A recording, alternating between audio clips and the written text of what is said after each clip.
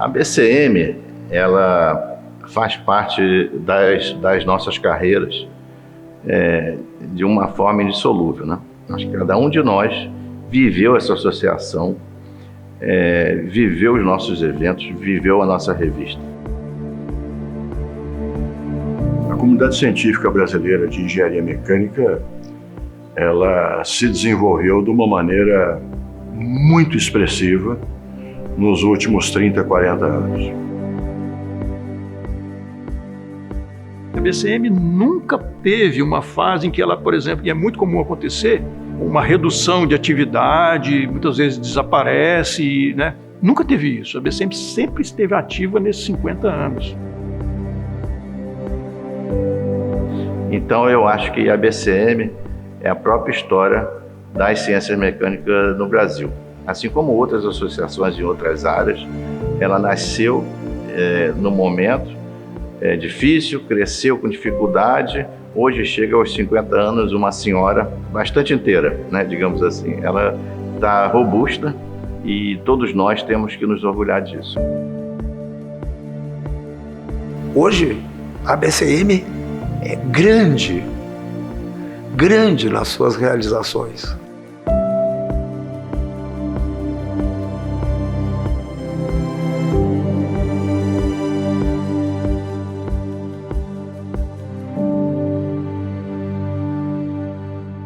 Eu era estudante de engenharia, estava no 8º semestre, e vi na Folha da Tarde uma notícia sobre um tal COBEM que ia acontecer no Rio de Janeiro. De 1975 foi o terceiro COBEM, mas na verdade o primeiro COBEM com este nome. Me inscrevi. Lá conheci uns caras bacanas como o Luiz Bevilacqua, o Sidney Stuckenbrook, o Solis Segenreich. São as pessoas assim que eu conheci. O professor Mansur também.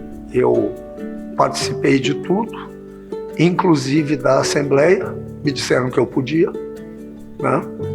E vi a posse do Nelson Bach. Aquele COBEM mudou a minha vida. Eu conheci a BCM pela primeira vez, eu era aluno do curso de Engenharia Mecânica da UFRJ. Em 1978 tive essa grande oportunidade de ter aula com um grande cientista chamado Luiz Bevilacqua. O professor Luiz Bevilacqua dava o curso de Mecânica 1, e foi quando pela primeira vez eu ouvi falar da BCM e ouvi falar também dos eventos da BCM que estavam se iniciando. E eu, mais que depressa, já me planejei para participar da próxima edição do COBEM, que ocorreu em 1979 na Unicamp. A Unicamp ainda em implantação e presidido pelo professor Hans-Ingo Weber. Eu fui acolhido na Universidade Federal de Uberlândia por professores mais antigos e mais experientes do que eu, que tinham uma história na ABCM.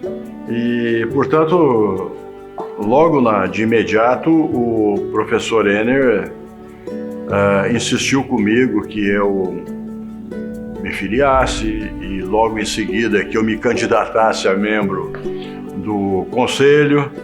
E isso aconteceu muito rapidamente. Era chefe de departamento de engenharia mecânica e fui eleito muito jovem, talvez até um pouco prematuramente. E viemos uma grande delegação ao COBEM 81. Quando nós pleiteamos que o COBEM 83 fosse em Uberlândia. E foi assim um marco importante, né, para a engenharia mecânica da Universidade Federal de Uberlândia. Foi importante para a consolidação da pós-graduação, que veio logo depois com a criação do mestrado em 1985. Então eu, como aluno de graduação, tive já o prazer, a oportunidade de ajudar na organização, de acompanhar tudo que estava acontecendo, a liderança, né, desse trabalho, na época pelo professor Walder, professor Lepori e outros colegas que estavam lá, né, muito ligados à BCM. Olha só, 2 anos depois, em 1985, foi o ITA que sediou o COBEM e eu estava lá como aluno de pós-graduação. Então eu acompanhei também, né, e participei desses dois eventos, primeiro como aluno de graduação e depois como aluno de mestrado e pós-graduação em Uberlândia e em São José dos Campos. Sim, eu me formei em 83, em Engenharia Mecânica e Nuclear. Em 84, a gente já tinha um trabalho submetido para um evento que era vinculado à ABCM. Em 1985, então, surge a oportunidade, um trabalho com o professor Sérgio Meller, da gente apresentar, era um loop com circulação natural, não é? E aí eu fui apresentar esse trabalho no ITA, então foi o meu primeiro COBEM. E o primeiro COBEM a gente não esquece, não é? E, inclusive, quando eu tomei posse em 2009, eu levei os anais e mostrei para todo mundo, era aquele livro, né? E eu mostrei, olha, isso aqui é o meu primeiro COBEM e fica uma marca, né, na nossa vida, né? Quando você começa a ter contato com a ABCM, ver a qualidade dos trabalhos realizados, a seriedade, você ter aquele sentimento de participar, não é, de uma comunidade científica, né? Eu cheguei na ABCM, eu acho que foi o primeiro ou segundo congresso que eu fui, eu não lembro se foi em City, em Copacabana. Eu estava passando na frente do stand da ABCM e de repente eu parei lá, comecei a conversar com o professor, falou que ele era o presidente da ABCM. Eu falei, nossa, essa associação é legal, o presidente vem falar com um aluno, né? E a partir daí eu resolvi participar da ABCM e desde então eu estou na ABCM.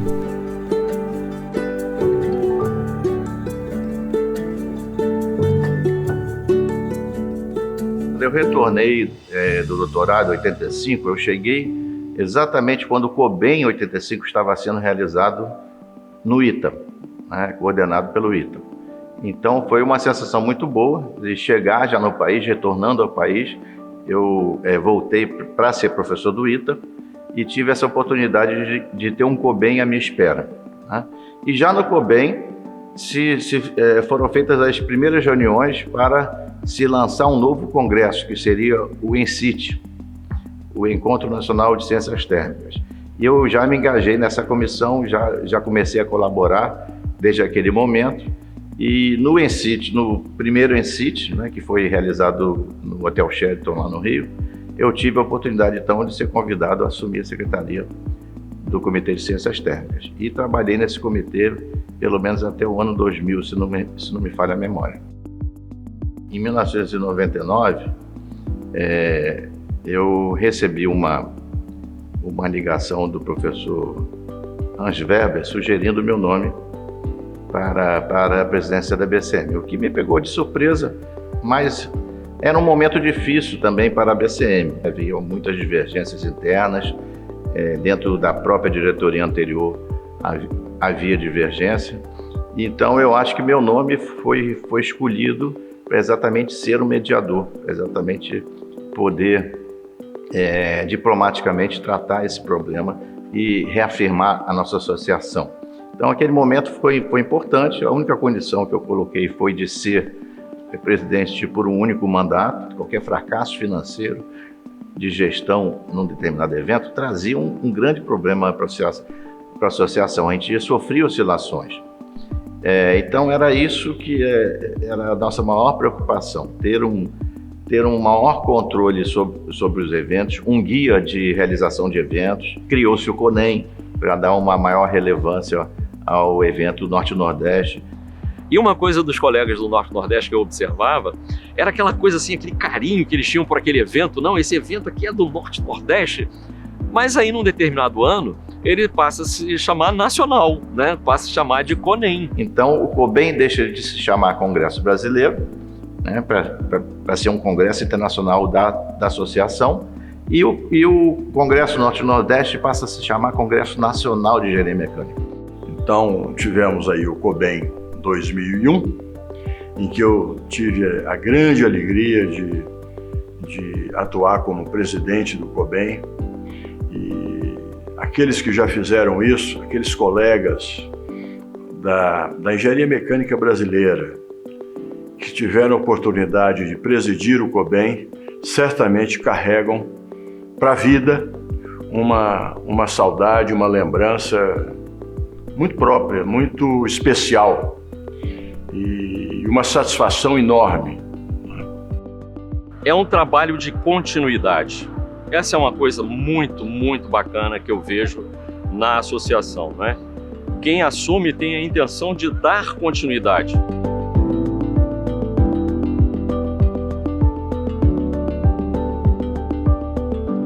O professor Leonardo, ao final do meu mandato, manifestou um desejo muito sincero e profundo de assumir a presidência para fechar a carreira dele, de certa forma, né? O nome do professor Leonardo sempre era um nome muito lembrado. Inclusive, sabe-se que quando ele foi editor da RBCM, ele pessoalmente lia os artigos. Ele era muito cuidadoso com aquilo que se publicava nos veículos da BCM. Ele tinha uma situação de saúde séria, né, que ele tinha que cuidar, né? Mas era um cérebro ali maravilhoso e uma firmeza. Eu acho que o Leonardo estabeleceu a forma que nós, presidentes que sucedemos a ele, conduzimos a ABCM. A seriedade que eu sempre observei na nossa associação, ela personifica ali no Leonardo e na forma, né, que ele fez as coisas. Com essa importância dada aos comitês e mais uma série de outras ações que a gente costuma manter, né, que eu vejo no Gerhard Ribatsky, no Domingos Raad, manterem esse tipo de conduta que eu, de certa maneira, também mantive. Eu olho para o Leonardo, né? Quando me convenceram a me candidatar a uma chapa em que eu ocuparia a presidência para substituir o professor Leonardo Goldstein, inicialmente eu fiquei honrado com a lembrança do meu nome, mas preocupado com a responsabilidade. E com o Walder, eu vejo ali uma preocupação assim, da relação com as associações, né, com outras associações no país, no exterior, né? E um trabalho também bacana, ele sempre me convidava, né, para participar dessas coisas, né, como vice-presidente, a aproximação com os órgãos de fomento, né? Nós fizemos algumas coisas interessantes que acabaram se perdurando. Por exemplo, o boletim informativo da BCM foi criado naquela época. E a BCM foi convidada a participar de um evento de um significado que extrapola muito a nossa associação. Nós somos convidados a acompanhar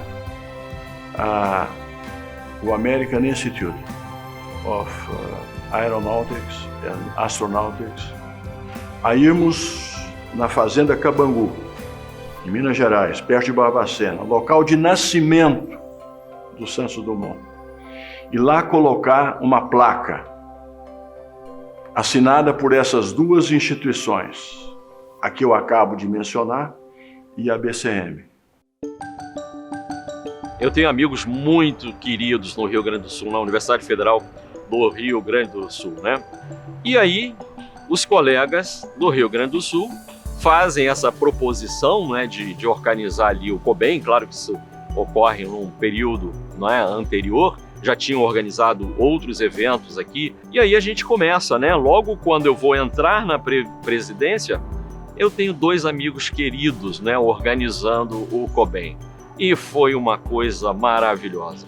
O COBEM 2009 foi uma experiência extraordinária para nós aqui todos. Teve uma coisa no COBEM, era a questão da escolha da data. Nós fizemos o COBEM ali, novembro, dezembro é a época que a gente faz. Em novembro inicia um evento que eu acho que é o mais importante período lá em Gramado, que é o Natal Luz. E nós tínhamos 2 semanas que estavam disponíveis, que nós tínhamos todo o centro de evento disponível para nós em novembro. Uma semana imediatamente antes de começar o Natal Luz e na primeira semana do Natal Luz. Então, muito bem, arriscamos e lá fizemos o evento na primeira semana do Natal Luz, que deu para nós e para muitas das pessoas que vieram, tá? Comentários maravilhosos a respeito de todo esse belíssimo astral que foi aquele Cobain. Ao longo de toda a minha trajetória, não é uma questão de forçar numa determinada situação, né? Mas quando eu tive essa oportunidade de compor, né, de conversar com as pessoas para a gente poder fazer uma chapa, eu coloquei duas condições para mim, né? Uma de ter uma mulher, não é só o fato de ser mulher, né? É uma pessoa extremamente competente, né? Era isso que a gente estava buscando, reconhecida na sua atuação, também com esse interesse, né, de trabalhar para o bem, né, da comunidade. E a gente teve aí o privilégio, né, de ter a Maria Laura, né, da UF, participando da diretoria. Outra condição que eu coloquei é a questão dos jovens, o envolvimento dos jovens na associação. Em uma dessas idas ao Rio de Janeiro, o Antônio diz assim: pois é, Sérgio, você vê, a nossa página da internet está muito desatualizada.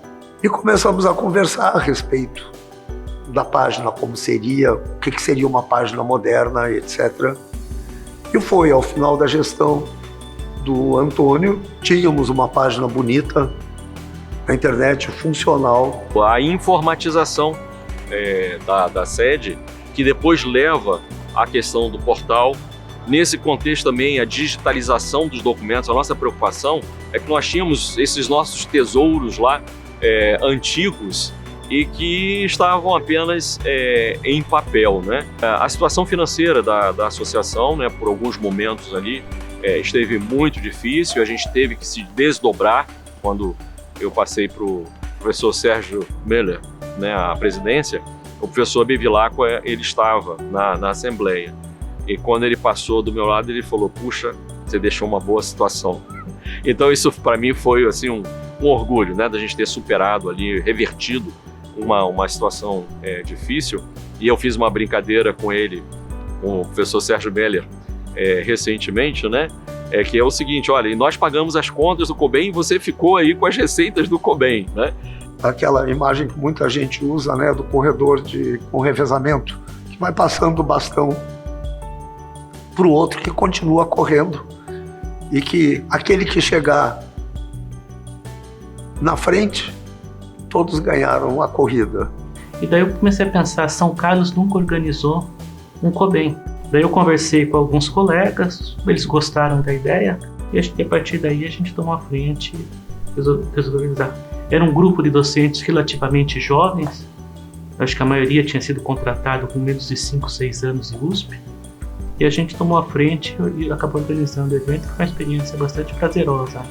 Inicialmente a ideia era fazer em São Carlos, mas São Carlos realmente não comportava, e aí organizamos o Cobain em Ribeirão Preto. E o jantar foi memorável, né? O jantar no Museu da TAM, no meio dos aviões, foi algo bastante legal. No Cobain em 2009, nós já tínhamos sentido a dificuldade que tinha nessa questão do sistema de eventos. Tá? Nós contratávamos o sistema de eventos de uma empresa de eventos. Eles eram extremamente competentes, mas prestavam o serviço. Era um percentual extremamente significativo da receita das inscrições do evento. E na diretoria nós chegamos à conclusão: nossa meta é termos um sistema de eventos que seja da ABCM, propriedade da ABCM. E transpusemos aquela página bonita da gestão do Silva Neto, transpusemos para um portal, para a forma de um portal, onde cada um dos membros pode entrar, ver seu status, puxar o boleto, fazer os pagamentos, e junto com isso, acoplado a este portal, o sistema de eventos. E hoje não se imagina, a gente não consegue nem imaginar um evento da BCM que não tenha esse processo de gerenciamento informatizado, né? Uma das coisas assim que eu mais gostei de fazer durante a minha gestão foi o CREEM. A gente define esse evento como o evento promovido pela BCM, mas organizado pelos estudantes para os estudantes. Então, assim, a preparação, talvez seja a iniciativa da BCM mais importante, pelo menos do meu ponto de vista, para a formação, a preparação das novas gerações. Ao final da gestão, nós propusemos a criação do Programa de Bolsas de Iniciação Científica, que entregamos ao Gerhard para ele operacionalizar, porque já não tinha mais como fazer aquilo no final da gestão. E o programa, eu acredito que é um sucesso e está rodando até hoje. E é uma maneira da ABCM retornar à sociedade o que ela recebe da sociedade. E o apoio a jovens pesquisadores é uma maneira de realizar esse trabalho. Naturalmente que o Luiz Mauro seria o nome indicado, né? Mas eu já sabia que o Gerhard tinha desejo e tudo, né? Não houve negociação nenhuma. O Luiz Mauro, ele me falou que ele era um cara de bastidor, ele não era um cara de estar à frente. E ele falou que apoiava a minha candidatura totalmente, apoiou durante os 4 anos que ele esteve à frente da BCM. A mesma coisa em relação ao Leonardo, que estava na diretoria anteriormente ao período que eu fiquei. O passo importantíssimo que eu acho que foi definir quem seria o diretor científico. Mas imediatamente me veio o nome do professor Domingos Ratti, que posteriormente se tornou presidente da BCM após o término do mandato. Isso mudou tudo para mim, né? Primeiro porque você passa a entender melhor. E eu estava pensando também outro dia, esse era a função que mais cabia para mim. E eu fiquei muito motivado e, como eu disse, assim, eu tenho sempre esse agradecimento. Foi o Gerhard que me deu essa oportunidade. A sede era uma ideia que algumas diretorias anteriores já tinham pensado, né? Mas o que ocorreu? A quantidade de recursos não era suficiente para a aquisição da sede. Porque para comprar algo assim, é necessário que a sede seja representativa da importância da associação. E nesse local, se nós recebemos qualquer colega internacional ou de outra associação científica no país, gestor de agência de fomento que queira visitar a BCM, ele será recebido num local à altura da nossa associação e das nossas tradições. Decidimos comprar essa sede e foi comprada a sede. O segundo passo foi a reforma, né? O problema é que durante a reforma surgiu pandemia. Na presidência da BCM, a única reunião que eu pude presidir aqui foi a última do meu mandato, né? Após disso, uma diretoria nova assumiu a presidência. Mas foi um prazer enorme poder deixar isso para as diretorias que vieram depois e para toda a BCM. Eu senti que faltava documentar a história da BCM. E alguns ex-presidentes, pela idade, talvez daqui a alguns anos a gente não podia ter mais essa história contada por eles. Aí veio a ideia de criar esse vídeo. Uma vez estabelecida a diretoria decidido quem seria a pessoa a coordenar esse processo, imediatamente veio o nome do professor Sérgio Miller. Pelo conhecimento da história da BCM, por conhecer esses ex-presidentes da BCM e também pelo próprio amor que ele demonstrou pela associação no tempo em que eu convivi com ele durante a presidência da BCM. E o bacana daquele vídeo, né, como foi editado depois, né, nós temos horas de entrevistas,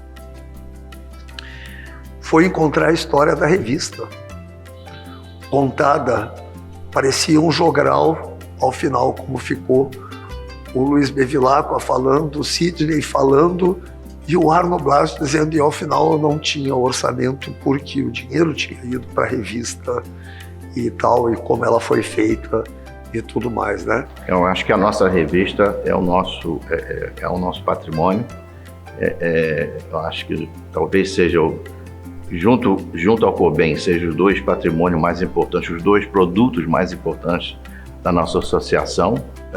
Embora a gente sempre quisesse que autores internacionais publicassem na nossa RBCM, era uma revista limitada, publicada ainda naquela época em língua portuguesa. Em 2007, a gente entra na Web of Science, né, para você ver a qualidade, né, do trabalho que era feito aqui dentro do Brasil, né, com as nossas forças ali, né. A revista, no momento que ela assume esses contornos internacionais, era preciso que ela fosse indexada. Então, evidentemente, os nossos editores da época, eles se empenharam fortemente com o apoio da diretoria para que isso acontecesse. O professor Arruda, né, o diretor científico, né, da BCM, na minha gestão, ele traz a Mariana Biogoni, né? Ela é a editora da Springer. Aí o que ela falou? Nós fizemos um mapeamento das revistas aqui no Brasil e a revista da BCM é uma das revistas que apareceu e que nós temos interesse. E isso se materializa ali no final de 2012, né, como um acordo de cooperação para a publicação. A revista é uma revista da BCM, publicada pela Springer. Quem lê, né, o acordo, ele vê que todo o conteúdo científico, os editores, essas eram as principais preocupações que a comunidade, né, colocava. A associação é que cuida dessa parte. No final de 2014, eu recebo uma carta da Springer que iria me pagar royalties por aquele ano. Era uma fração muito pequena daquilo que eu havia pago a Springer no começo do ano. Mas eu digo, olha só, né? Que surpresa. Os royalties têm sido muito, muito importantes para a BCM. E os valores que a gente recebe, que são substanciais, traduzem a importância do journal da BCM para a própria Springer. Então, os interlocutores da Springer nunca deixam de dizer, olha, nós estamos muito satisfeitos com o journal. E isso se deve muito ao trabalho primoroso dos nossos editores que nós temos tido aqui ao longo dos anos. No final da segunda gestão, né, segundo mandato do Gerd, a gente conversando, né, sobre a sucessão, né, ninguém falava nada. Até que um dia eu perguntei, e aí, pessoal, com relação à sucessão, a diretoria vai ter alguém, né, que vai se candidatar? Aí ele falou, ele e o Léo Alves falaram, sim, vai ter. Você. Eu te juro que eu não tinha pensado.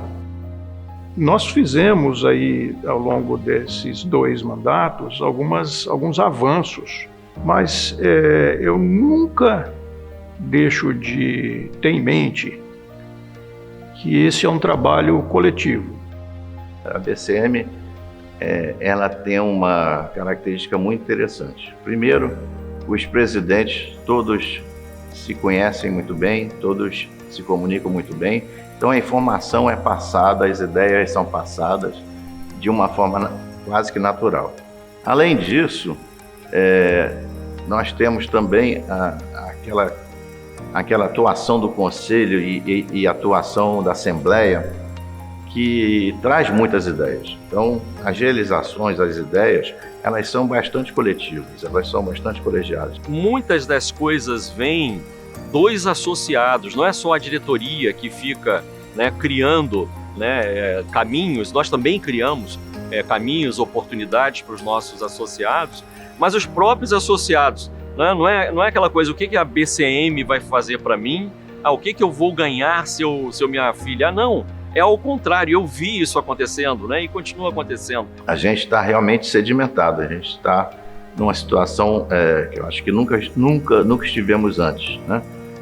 Então, essa era a hora da gente fazer o planejamento estratégico do que a gente quer ser, o que a associação deseja ser nos próximos 20 anos. Quer dizer, o próprio período tem que ser discutido, né? Mas talvez um médio prazo e um longo prazo, algumas metas concretas que guiem as próximas diretorias.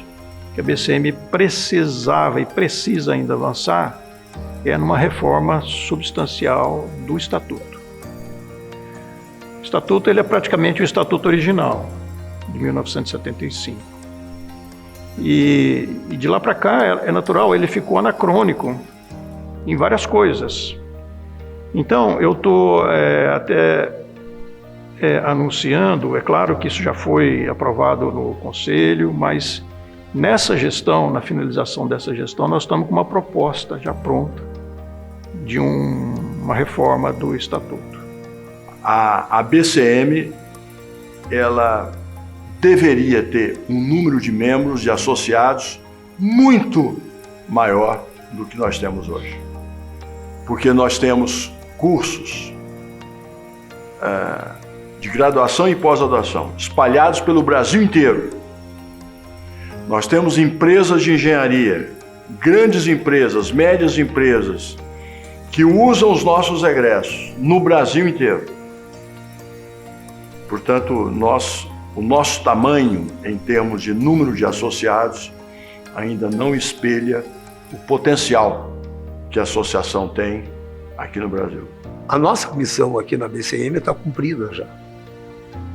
Nós estamos encerrando, muitos de nós encerrando as carreiras científicas, mas todos temos que ter consciência da finitude das nossas vidas, e é importante que os jovens vejam, olhem, não para nós como espelhos, tá? Mas vejam o exemplo de quão benéfica foi a Associação Brasileira de Engenharia e Ciências Mecânicas para nós, para nossas carreiras, tá? Para nós, esses que chegaram um dia, semearam um pouco do que ela é hoje. É o nosso papel como professores. A gente forma as pessoas para que eles construam um mundo onde a gente vai viver, não é? Então talvez a BCM também, né? A gente forma as pessoas para eles construírem o que nós seremos lá na frente. Eu tenho certeza que nossos pioneiros que estão aqui entre a gente, né? Eles têm essa visão, né? Pergunte ao professor Bevilacqua, né? Ou outros tantos, né? Que ainda, né, estão conosco. Olha, como é que vocês viam e como é que vocês viram, né? E aí os 50 anos deles já estão aqui, né? Chegaram. Nós não temos no nosso país muitas coisas que passaram a barreira dos 50 anos. Da natureza daquilo que nós estamos falando aqui, né? Associações científicas, iniciativas, projetos, ideias. E a BCM é algo que ultrapassou muito bem a barreira dos 50 anos. E ela tem uma história bonita pela frente. Eu acho que nós precisamos sempre, para as novas gerações, demonstrar orgulho da BCM. A engenharia, as ciências mecânicas têm no Brasil uma representação à altura daquilo que o país precisa e do seu tamanho em nível internacional. Um agradecimento profundo a todo mundo que se dedica a organizar um evento, todo mundo que se dedica a escrever um artigo e submeter para a revista da BCM, para os revisores que revisam os trabalhos da BCM, os nossos profissionais, né, que estão em nossa sede cuidando, né, de tudo, os nossos diretores, nossos representantes dos comitês. Olha a quantidade de pessoas, né, que se dedicam a organizar escolas, né? Aqui eu estou falando de memória, porque são tantas atividades, né? Então eu só posso ter um sentimento de admiração né? E de gratidão.